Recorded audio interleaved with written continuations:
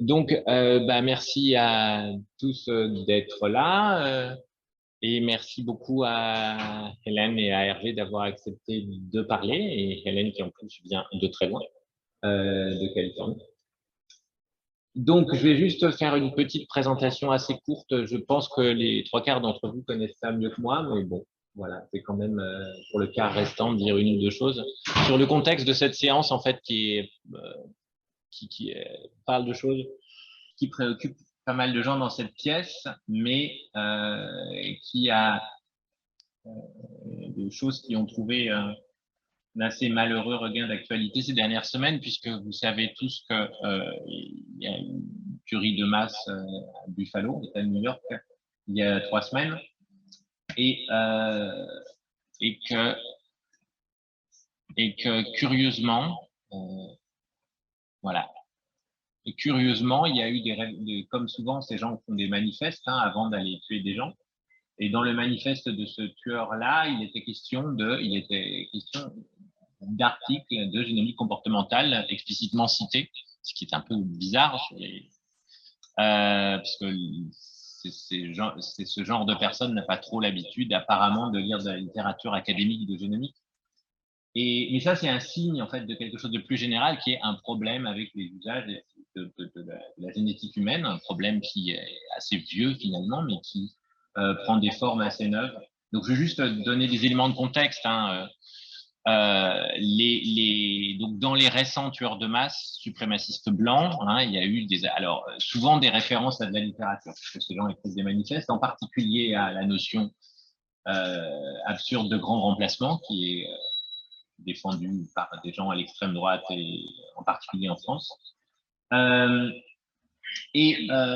tueur de Buffalo citait aussi, en gros, des articles de génomique comportementale qui, pour lui, voulaient dire que les Noirs sont moins intelligents génétiquement que les Blancs, pour des raisons génétiques, et que donc le remplacement des Blancs par les Noirs signifiait une baisse de l'intelligence générale de la population en Europe, et soi-disant, il prônait une lutte armée contre ça.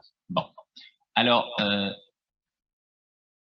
évidemment, on pourrait se dire, oui, mais ces gens sont idiots, ils n'y connaissent rien, ils connaissent rien à la génétique, ils se servent de ça, ils pourraient se servir d'autre chose, mais ça n'a rien à voir avec le contenu de la génétique.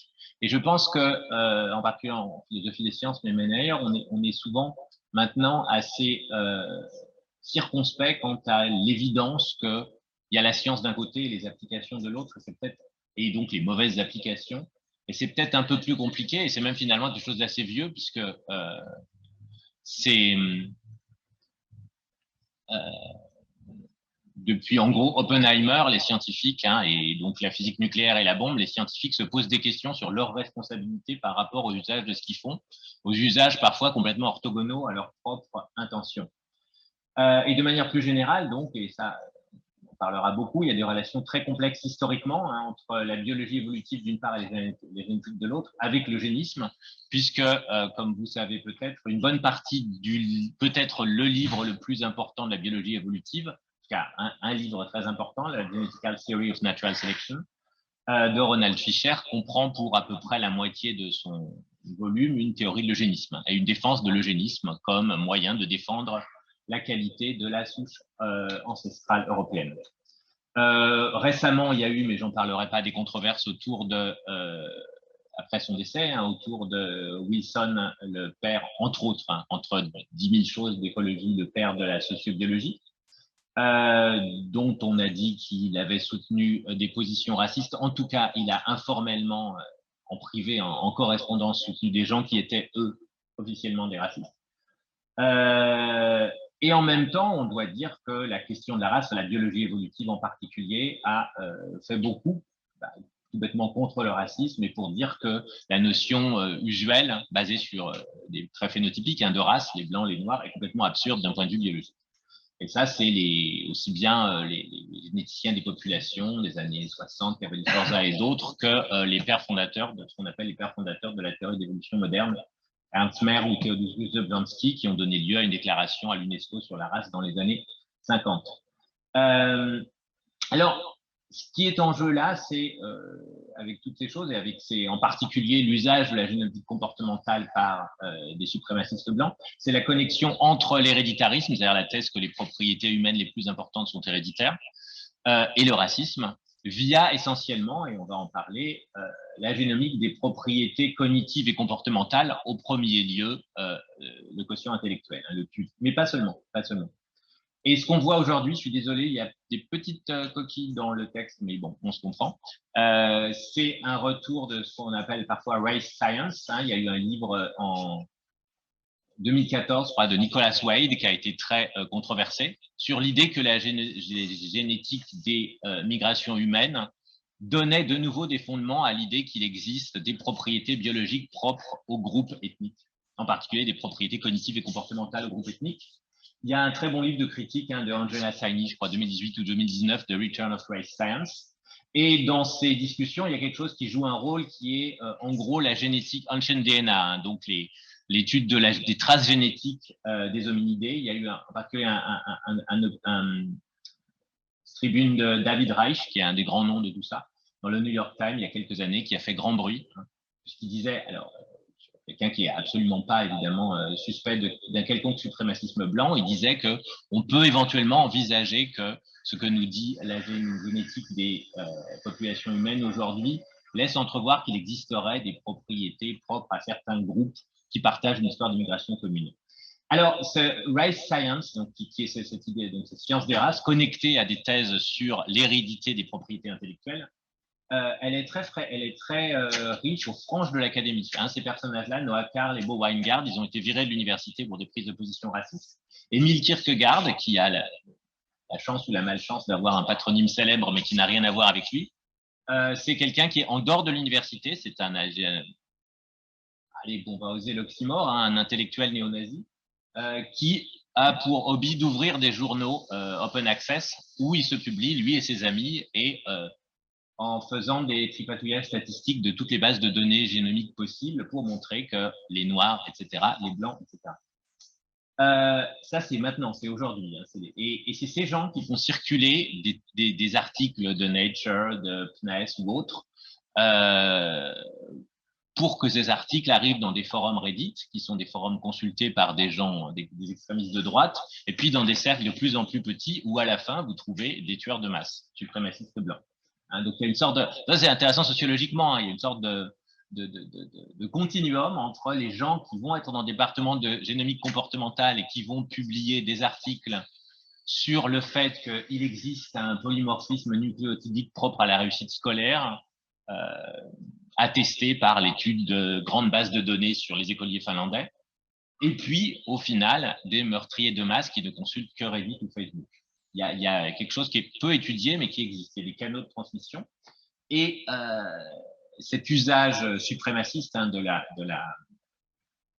la génomique, il est vieux et il s'appuie souvent sur des grands noms. Alors, Jensen, Rushton, Lin, Dutton, c'est des gens qui ont publié dans des revues de psychologie, Intelligent, Individuality and Personal Differences, qui sont les revues charnières, en fait, celles où on publie à la fois de la science et des choses qui sont très susceptibles d'une lecture suprémaciste. Jensen, Rushton et Lin étaient des suprémacistes blancs. Il y a Dutton aussi, que j'ai oublié, D-U-D-T-O-N. Et derrière ça, il y a de l'argent, évidemment. Le Pioneer Fund, qui est une agence de financement suprémaciste, qui a lancé son journal, qui est Mankind Quarterly, qui n'est pas un journal académique, qui est un journal de suprémacistes blancs, mais qui est parfois cité par les articles de ces gens, Jensen, Rushton et Lin, quand ils écrivent dans Intelligence, qui est une revue académique. Voilà, donc il y a un continuum là qui est intéressant sociologiquement, qui fait le contexte de ces histoires. Et alors la dernière chose que je voulais dire, Althusser disait, hein, il y a un jeu de mots involontaire sur Althusser, mais bon. L'idéologie n'a pas d'histoire, hein, c'est ce qui la distingue de la science, et ça me semble assez juste, hein, c'est-à-dire que l'un des... Bon, alors, je vous ai fait 3 moments dans cette histoire de l'héréditarisme, hein, 3 controverses énormes. Hein. La première, c'est Bell Curve, hein, je pense que vous connaissez le livre de Einstein et Murray, hein, qui essaye de montrer que vu que les Noirs sont génétiquement bêtes, c'est pas la peine de mettre de l'argent, des aides sociales, parce qu'ils réussiront à rien, hein, autant, voilà. Et donc, il y a eu des réfutations de gens lourd académiquement, hein, Lewontin, Steve Gould, Lisa Lloyd, plein de gens. Puis, il y a eu dans les années 80-90, mais Hervé, si je dis des bêtises, tu me corrigeras, beaucoup d'études. Enfin, le nom phare, c'est Robert Plomin, qui a essayé de montrer que le QI et les propriétés cognitives étaient héritables, essentiellement héritables. Et très récemment, vous avez une femme qui est très médiatique, qui est une rising star, comme on l'appelle parfois, dans le monde de l'académie, hein, qui est Paige Harden, qui défend ce qu'on pourrait appeler un héréditarisme de gauche. C'est-à-dire qu'elle dit, Plomin est tête de droite. Plomin, c'est un vieux monsieur anglais aristocratique, hein, qui est convaincu par l'existence de castes génétiques. Paige Harden, c'est une jeune femme de gauche qui lit le New York Times, qui aime bien aider les gens défavorisés, et qui essaye de montrer que si on montre qu'il existe des groupes de gens qui ont des fragilités corrélées avec des variants génétiques, on peut les isoler et donc les aider mieux. Voilà, c'est ça l'idée en fait. Donc elle se dit elle-même de gauche. Elle dit, moi je ne suis pas Plomin, je ne suis pas là pour défendre la pureté de la race anglaise, je suis là pour dire qu'avec la génétique, on peut aider les gens qui vont pas bien. Et pourquoi je dis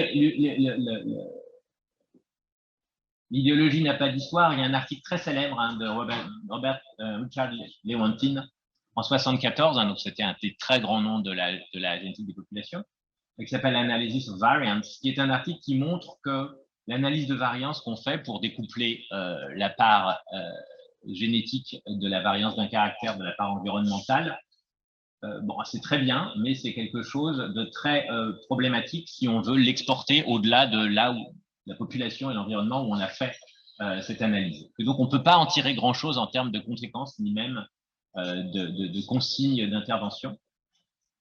Et quand on discute avec des gens qui sont concernés par ça, j'ai l'impression qu'on est tous assez convaincus que c'est quand même plus ou moins les mêmes problèmes qui reviennent et qui reviennent.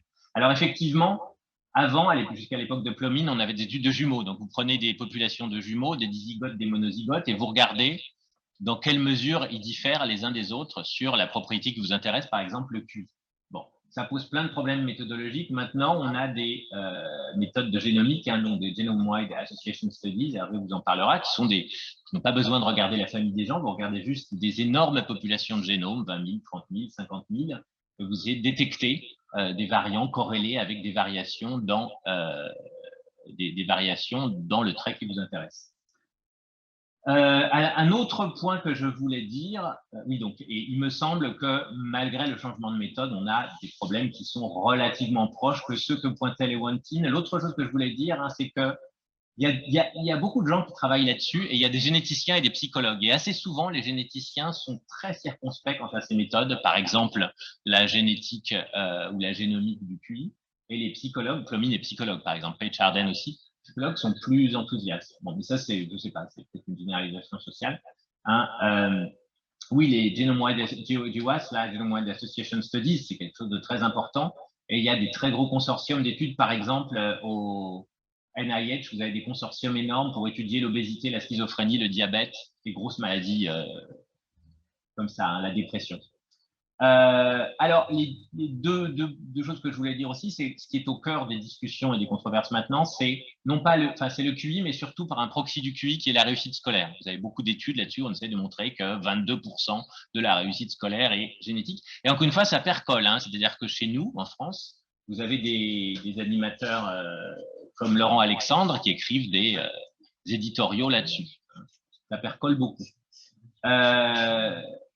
Alors, le livre de Paige Harden s'appuie beaucoup sur la psychiatrie. Ça pose un autre problème dont on parlera peut-être, qui est qu'elle prend comme ça directement des taxonomies psychiatriques. Donc, une bonne partie de ce que fait Paige Harden, c'est la génomique de externalizing behavior. Et externalizing behavior, c'est un sac où il y a beaucoup de choses, hein. Il y a l'âge du premier rapport sexuel, le suicide, la tendance à l'addiction, la drogue, donc la drogue, l'échec scolaire, et tout ça, c'est un gros truc. Alors, c'est les tendances antisociales. C'est une catégorie pour les psychiatres, elle le reprend tel quel et elle essaye de faire des analyses génomiques dessus. Voilà, donc ça, c'était le contexte. Et alors, voilà, et ça, c'est pour vous dire un peu ce qu'on fait. Alors, Hervé en parlera aussi, mais alors, c'est soit des Twin Studies, soit des GWAS, hein, mais ça, c'est de la génomique, donc de traits comportementaux ou psychologiques. Alors, il y en a beaucoup sur les attitudes politiques, hein, les gènes d'être de droite. Il y en a sur, parce que si on peut, par exemple, les éradiquer, c'est un grand problème, progrès pour l'humanité. Il y en a sur posséder des chiens. Il y en a sur le sens de la musique. Enfin, je ne dis pas du tout que c'est absurde. Hein. Je dis juste que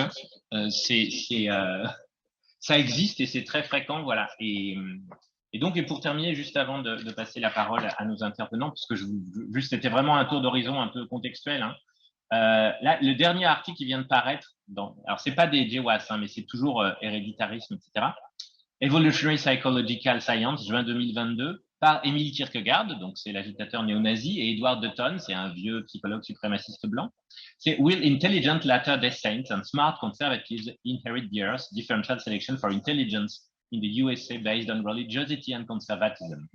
Donc, en fait, l'idée, c'est que chez les libéraux, vous avez une sélection contre l'intelligence. Les libéraux, c'est les gens de gauche, hein, donc ils sont cons. Et chez les mormons, vous n'avez pas de sélection contre l'intelligence, donc ils sont intelligents. Voilà. Donc ça, c'est un article publié cette semaine. Ça donne une petite idée de tout ce qui se passe. Alors, donc, je suis très heureux d'accueillir Hélène Langino, qui a beaucoup travaillé. Alors, elle a un livre important sur ces questions, sur la génétique comportementale, qui s'appelle Studying Behavior and Studying Aggression and Sexual Behavior, the title of your book. Close, yeah, that's just my move. Et Hélène Langino, depuis quelque temps déjà, a beaucoup questionné l'évidence, l'idée que la science is value free, l'évidence de cette idée, le rôle des valeurs en sciences, etc. Donc, un certain nombre de textes qui sont de référence maintenant pour la philosophie des sciences, et elle nous fait donc le plaisir et l'honneur de parler chez nous. Hélène parle en anglais, voilà, donc le talk sera en anglais, et elle a la gentillesse d'assister à une conférence en français, donc je la remercie aussi pour ça. Et ensuite, nous entendrons Hervé Perdry, qui est généticien et qui a réfléchi beaucoup à ces choses-là depuis longtemps. Voilà, mais à côté de son activité de génétique.